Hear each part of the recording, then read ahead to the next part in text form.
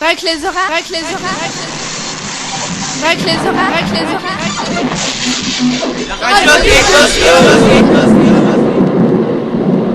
Bonjour à tous sur Break les Oreilles. Je suis content de vous retrouver. Voici le sommaire de la deuxième émission. Je laisse la parole à Fleurimont. Cette semaine, Bertie va nous parler des attentats de Charlie. Pour se changer les idées, on enchaînera avec un jeu musical présenté par Brenda. Ensuite, Alan et moi, on va parler de l'histoire du collège avec Monsieur Buffet. Mais pour commencer, Kathleen et Perrine ont enquêté sur les One Direction.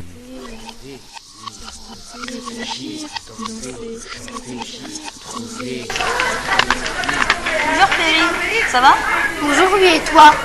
On est bien dans le foyer du collège? Oui, mais il manque des posters. Ah oui, les One Direction. Bah oui. Qui sont les One Direction? C'est un boys band. Il y a Louis, Harry, Zen, Liam et Niall, je crois. Alors ils sont 5. Oui, c'est un groupe de 5 garçons. Comment se sont-ils formés? Ils se sont inscrits au X Factor en 2010. Mais qu'est-ce que c'est ça, le X Factor? C'est un concours de chant qui se passe à la télé. One Direction a participé à X Factor en Angleterre. Ont-ils gagné? Non, mais ils ont fini 3e. Mais s'ils n'ont pas gagné, ont-ils quand même eu une succès tout de suite? Oui, ils ont fait des tubes qui ont été numéro 1 des votes en 2011. Ah bah c'est bien pour eux. Combien d'albums ont-ils sorti? Ils ont sorti un album tous les ans depuis 2011, dont déjà 4 albums. Ah oui, c'est beaucoup pour aussi peu de temps. Et combien de tubes ont-ils sorti? 11 tubes, je crois. Et aussi, ils ont commercialisé 2 DVD. Ah ouais, ils sont maintenant très connus et on les voit partout. Oui, ils font beaucoup de concerts. On peut aussi les voir dans des pubs. Ils ont même sorti des parfums.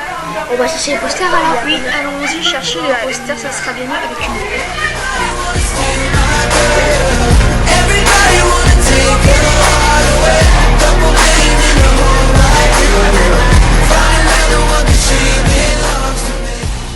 Yes, we can. Eh bien, le changement, c'est maintenant. Здесь есть и политические, и моральные аспекты. Мы видим, как многие евроатлантические страны фактически. Bonjour, je vais vous parler des événements liés aux attentats du 7, 8 et 9 janvier 2015. Pour cela, j'ai voulu savoir ce que les élèves du collège en ont pensé. Voici leur réponse. Pour vous, que veut dire je suis Charlie? De la peur, tout ça. Ça veut dire qu'ils étaient libres. C'est un journal? C'est de la solidarité. Je suis Charlie veut dire qu'on respecte tout. Un signe de fraternité. Qu'on est tous avec eux, qu'on n'est pas d'accord avec ce que font les terroristes. On est contre ça.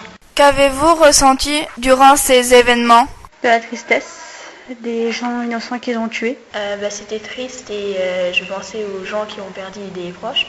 De la tristesse, il y a eu de la douleur, mais la fraternité nous a tous relevés. De la tristesse et de la peur un peu, parce qu'on n'a même plus le droit de s'exprimer. On ne veut pas des trucs comme ça, nous on veut un monde où on peut s'exprimer. Que pensez-vous des grandes marches? On voit qu'en France, il y a une grande... que les gens sont solidaires. C'était très bien parce que c'était des gens qui pensaient aussi aux proches et qui avaient aussi envie d'avoir le droit d'expression. Il y a eu énormément de monde, donc je trouve ça bien et que c'est une vraie solidarité. Oui, moi aussi je suis solidaire, moi aussi je suis Charlie. Une bonne marche qui a réuni tout le monde, toutes les religions, tous les gens, il n'y avait pas de différence, c'était une excellente marche. Pour vous, c'est quoi un terroriste? Il tue quand il veut, quelqu'un de fou. Un terroriste, c'est quelqu'un qui tue les gens parce que ou bien il est devenu fou, ou bien il est contre les choses, il n'est pas d'accord. Qui commet souvent les attentats, qui, au fond, il est un peu idiot. Faire les attentats, tuer, voler, ça, le crime ne paye pas. C'est un homme qui croit tuer en sa religion, qui dit l'islam, mais c'est pas du tout ça, en fait c'est un terroriste qui... Ces gens qui tuent, mais enfin c'est pas... il croit utiliser l'islam, mais c'est pas un islamiste. Il aime pas les koufars et tout en fait. Je suis Charlie, je suis Charlie, je suis Charlie, je...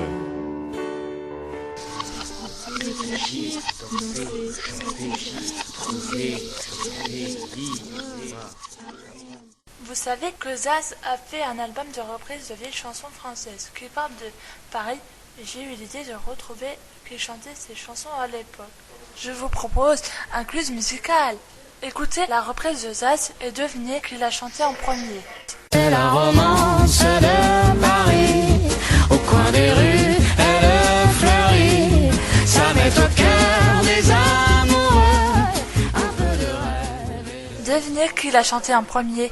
C'est la romance de Paris, au coin des rues, elle fleurit, ça met au cœur des amoureux, un peu de rêve et de ciel bleu. C'était Charles Trenet en 1941. Et cette chanson? Les escaliers de la butte sont durs aux miséreux, les ailes des moulins protègent les amoureux. Qui l'a chanté en premier? Les escaliers de la butte sont durs aux miséreux, les ailes des moulins protègent les amoureux. C'était Mouloudji en 1955. Et cette chanson? Paris au mois de mai, avec ses bouquinistes et ses aquarellistes. Qui l'a chanté en premier? Paris au mois de mai, la Seine qui l'arrose, mille petites choses que je ne pourrais exprimer. C'était Charles Aznavour en 1963. Avant-dernière chanson. Oh, Champs-Élysées, oh, Champs-Élysées, au soleil, sous la pluie, à midi ou à minuit, il y a tout ce que vous voulez. Qui l'a chanté en premier? Oh, Champs-Élysées, oh, Champs-Élysées, au soleil, sous la pluie, à midi ou à minuit, il y a tout ce que vous voulez. C'était Joe Dassin en 1969. Une dernière devinette pour se faire plaisir. Écoutez la chanson. Je ne suis pas parisienne, ça me gêne, je ne suis pas dans le vent, c'est navrant, aucune bizarrerie, ça m'ennuie, pas la moindre affectation, je ne suis pas dans le ton, je ne suis pas végétarienne, ça me gêne, je ne suis pas karatéka, ça me met... Qui l'a chanté en premier? Je ne suis pas parisienne, ça me gêne, je ne suis pas dans le vent, c'est navrant, aucune bizarrerie, ça m'ennuie, pas la moindre affectation, je ne suis pas dans le ton, je ne suis pas végétarienne, ça me gêne, je ne suis pas karatéka, ça me met dans l'embarras, je ne suis pas cinéphile. C'était Marie-Paul Bell en 1976. Et voilà, c'était sympa, non? Merci d'avoir joué avec moi.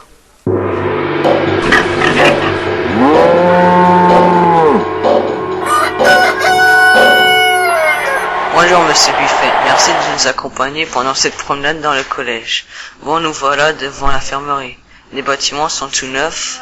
Qu'est-ce qu'il y avait avant? Il y avait un talus qui était là et un vieux préfabriqué, c'est-à-dire un vieux bâtiment qui était un bâtiment provisoire, c'est-à-dire qui ne devait pas durer trop longtemps, d'accord?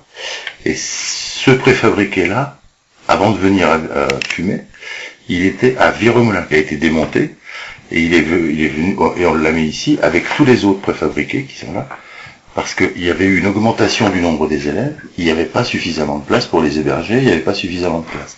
Donc on a amené des bâtiments préfabriqués comme ça, qui sont restés en place pendant plus de 20 ans, et les classes étaient, les élèves allaient dans ces classes-là. Ok ? Donc, lorsque l'infirmerie a été construite, on a supprimé le talus et on a supprimé le bâtiment. Maintenant, nous sommes devant la cantine. On remarque qu'il y a des nouveaux murs et des nouvelles fenêtres. Qu'est-ce qu'il y avait avant la cantine ? Le bâtiment où est située la cantine est l'ancienne école de garçons. Donc les deux bâtiments de chaque côté existent toujours. Le bâtiment dans le fond existe encore. Et cette photo-là correspond au bâtiment d'origine qui date de 1885. Et à l'époque, à la place de la cantine, il y avait, c'est-à-dire c'était le préau du collège. Et qui n'était pas le collège à l'époque, c'était l'école primaire de garçons. Et l'entrée et l'accès des élèves se faisaient par l'autre côté, le côté de la rue qui est à l'opposé. Vous savez, quand vous êtes à la cantine, vous voyez la rue de la caisse d'épargne. Eh bien, l'entrée des élèves, elle se faisait par cette entrée-là. À l'origine, dans le premier bâtiment, qui date de 1885, à la place de la cantine, il y avait un préau. Et la cantine a été faite dans les années 1960-1970, parce que on est devenu collège, et que l'on a accueilli des élèves d'Arny, de Fépin, et puis bien sûr, après avec la SECPA, de Revin à Givet, et il fallait impérativement leur donner à manger. Donc on a construit, dans un espace qui était vide, la cantine où vous prenez vos repas. Mais à l'origine, c'était la partie cuisine, et la partie restauration et la partie salle à manger des professeurs. Toute cette partie-là, c'était le préau du collège de l'époque, enfin de l'école de l'époque. Voilà, nous sommes devant la CDI et nous remarquons qu'il y a une passerelle. La passerelle permet comme son nom l'indique, de passer du nouveau bâtiment à l'ancien bâtiment. Pour accéder à l'ancien bâtiment, l'architecte il a décidé tout simplement de faire une passerelle. De manière à avoir sous la passerelle un accès pour les poids lourds, et pour les secours, parce qu'il faut un accès pour les pompiers en cas d'incendie. Donc il y a un accès qui est situé en dessous de la passerelle et qui permet de relier le parking professeur à la cour de récréation. Et cette passerelle-là, donc elle sert de liaison entre deux classes qui sont situées à l'étage, et la partie bâtiment où il y a les salles de technologie, la salle informatique, la salle des professeurs. Enfin, nous arrivons devant le parking. Il y avait quelque chose avant le parking ? À la place du bâtiment où est situé le CDI à l'étage, au rez-de-chaussée des salles de SVT et la salle de physique, eh bien, il y avait un bâtiment plus ou moins en dur qui a été détruit lorsque l'on a construit le CDI actuel, enfin le bâtiment CDI actuel, d'accord ? Est-ce que le CDI et l'infirmerie, ça a été construit en même temps ou...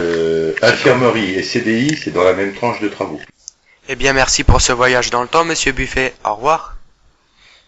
Bah voilà, Florimond, c'est déjà la fin de l'émission. Bah oui, Alan. Au revoir à tous et à la prochaine. Sur Break les oreilles.